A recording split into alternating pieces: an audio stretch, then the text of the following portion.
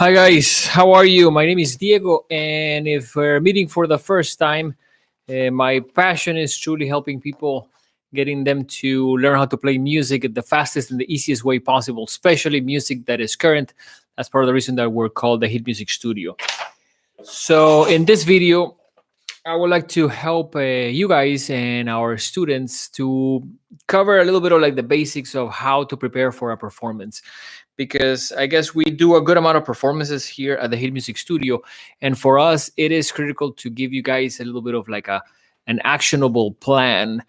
I think I was talking today to one of my students, and I was asking him, "So, what do you do to get ready for a show?"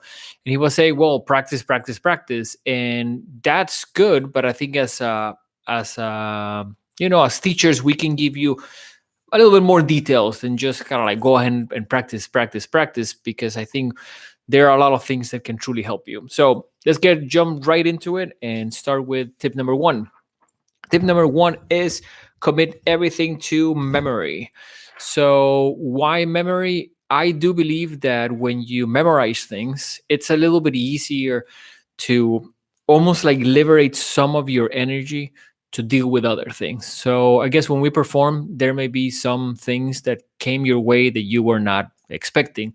But I think it's critical that you put things in memory, because that way you can, for example, on piano, you don't have to look at the music. You can just look at your hands. So that in itself liberates you from having to be staring at the music, at the sheet music, and at the same time trying to find where the notes are. So as a singer, also, if you are not having to look at the lyrics, guitar players allows you to just look at your left hand. So definitely having everything memorized is always going to help you. And we do believe it's a critical aspect of being successful, especially at your early stages. You're performing for the first time. I definitely think it's by memory it's going to be better. And usually, when you're performing for the first time, you're hopefully not performing something super hard, so it should be easy to memorize. Now, let's go to tip number two. Tip number two, and I really like this one. It's over practice. And by the way, I want to thank Ashley here from our team that helped us make this. There's no way that I could have done something that looks like this. I pretty much failed all my art classes, and I can't draw anything. But thank God that there's people that can and can make things that look a little bit better than what I can. But also thank God for computers, because we can do I can do stuff in computer that looks a little bit nicer, and people don't have to see my handwriting. Anyway, so over practice. Why over practice? I do believe that one thing that happens is this: if you have your song at 100. So your song is 100. Now, is it 100 when you are home by yourself with no pressure? Because when you get nervous, that 100 becomes 70.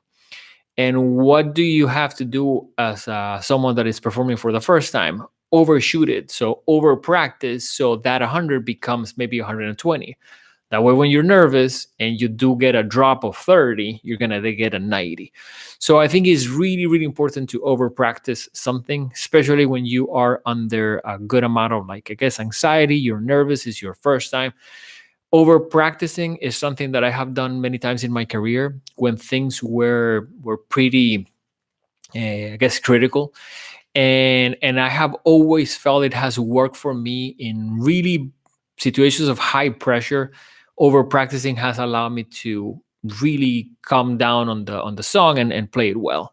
So I definitely encourage you guys to over practice, especially at the beginning, because you want to try to overcome the part of the nerves, and I think that truly helps. Tip number three, and I think this is an important one, is speed. So when we're talking about speed, the main thing that I would like to mention is I think we all tend to play faster when we're nervous. So if you're playing by yourself and you're doing a song, sometimes because people are nervous, they're gonna go faster. And just to give you, like a little bit of an idea, if you're a singer and you play something, let's say the song is at 100 but you sing it at 108, that makes some changes into how you breathe. If you're a guitar player, playing faster may really complicate things mechanically, same as a piano player. And one thing that I tell my students is this: I don't know if you've ever seen someone falling out of a bicycle, skateboard. You can see how they're about to fall because of the way that it looks like they're already out of control. So it's just a matter of seconds when you can see that they're already not in control of the bicycle or the skateboard, that they are probably gonna go down. And I think one thing that I like to mention is speed. When you start at the wrong speed, you may be putting yourself in that situation, in a bicycle that you can't control, that doesn't have any brakes, and you're going down a hill. So I think choosing the correct speed, hopefully with the help of your teacher, is truly, truly valuable.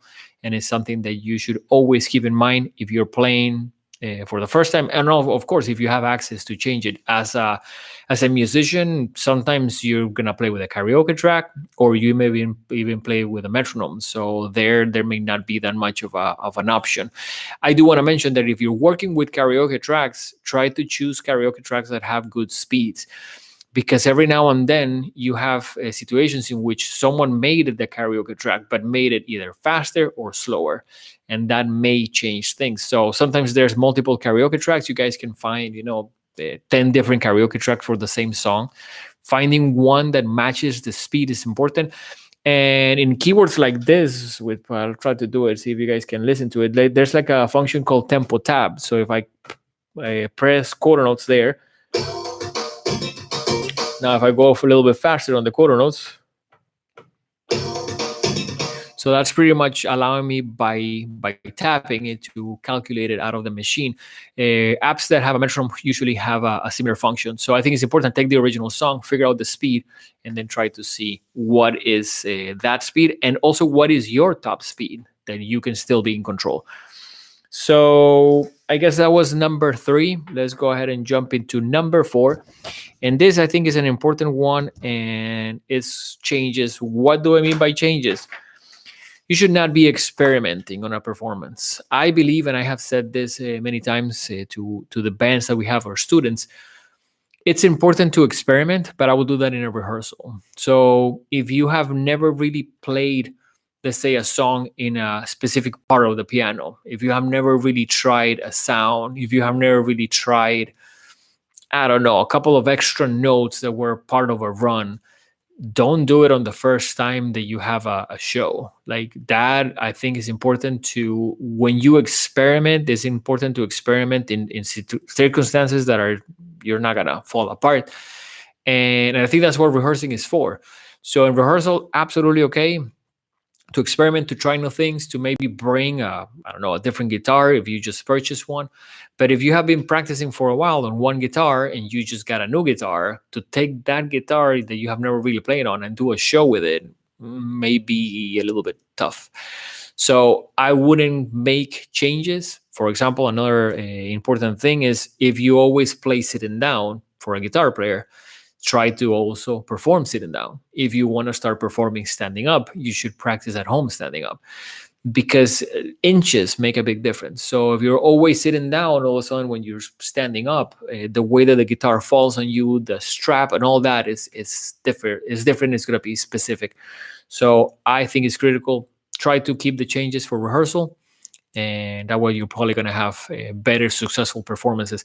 And by the way, live music is a lifelong journey, so I don't think you're going to be okay, you can never experiment. But also, we're talking about these tips to try to get people that are starting out have a good beginning, because I think that having a good beginning it's critical.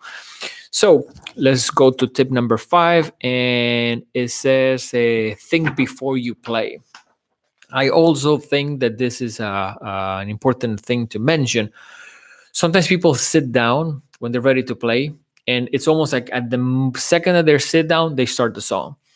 I think it's important to almost like center yourself. I would like to describe it as trying to connect to the song. So one thing that you can do is you sit down and for a second, think about the song in your mind, almost like sing a part of it to yourself in your mind. I think it allows you to almost clear a little bit your mind, clear a little bit of what you're feeling, if you're excited, nervous, and almost connect to that, because I think sometimes as musicians it's almost like we don't take the time to be ready. And I think it's important, I think sometimes in sports people have a couple of seconds to get ready. And I think it's critical that when you sit down, almost like center yourself, make sure that you're sitting correctly and all that.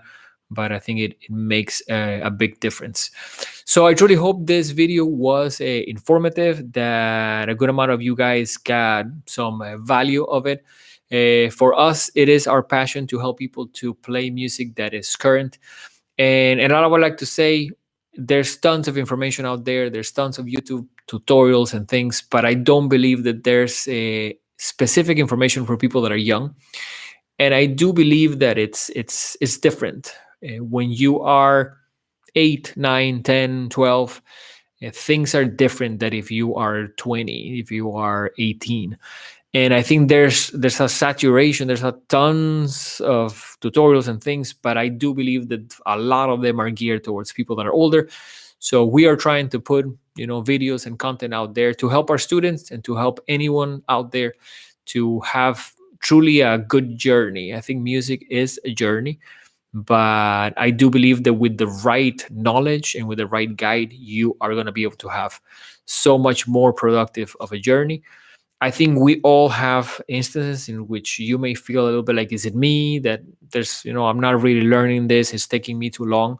I think we all experiment those feelings, and hopefully some of our tutorials and things that we're trying to put out there are going to help you learn music the fastest and the easiest way possible. We hope to see you guys soon. Definitely in the comments, leave us any suggestions of other videos that you would like to see. We have multiple instructors that we're trying to bring and do live sessions, answer questions, and hopefully help you guys out. So we hope to see you guys soon. Take care.